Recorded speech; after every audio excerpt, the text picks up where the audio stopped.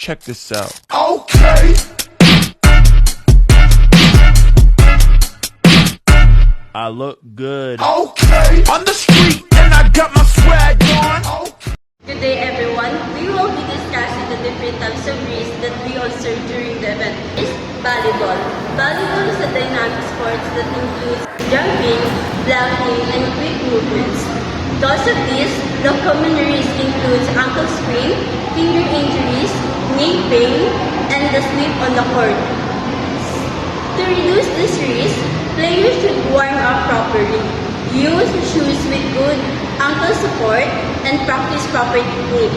Communication is also important to avoid bumping into teammates. And of course, keeping the floor dry and clean helps prevent from slipping. The second is basketball. Basketball is involved a lot of jumping and running like a contact, and this makes players prone to sprained ankles like knee injuries, jumps, and collisions. Second is the mitigation includes warming up, like wearing proper basketball shoes, like keeping the court dry and clean. The player should be also avoid aggressive behavior and use proper landing or pivoting techniques. So I'll be discussing tug of war. Tug of war is a strength-based game. The common risk includes rope, breaks, backstring, fall, and injury caused by uneven pulling. To reduce this risk, participants should wear gloves, practice proper pulling form, and play on a flat and safe ground.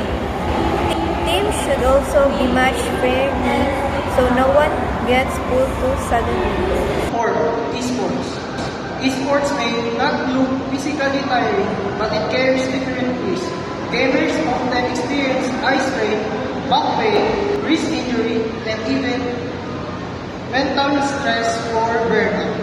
To mitigate this risk, players should use ergonomic chairs, maintain good posture, and follow the 20-20 rule to rest their eyes.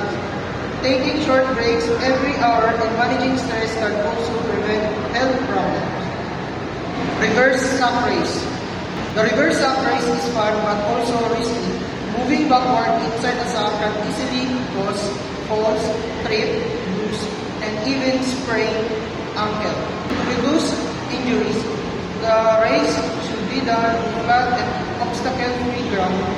Participants must be instructed to move slowly with balance, and sacks should be fit properly to avoid tripping. In summary, every activity, whether physical or digital, comes with risk. But through proper equipment, good techniques, safe environments, and awareness, we can minimize accidents and enjoy the activities safely.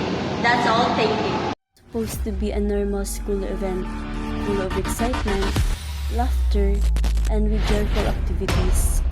No one expected that in just a few seconds, everything would change. The event would be interrupted. Without warning, the earthquake struck.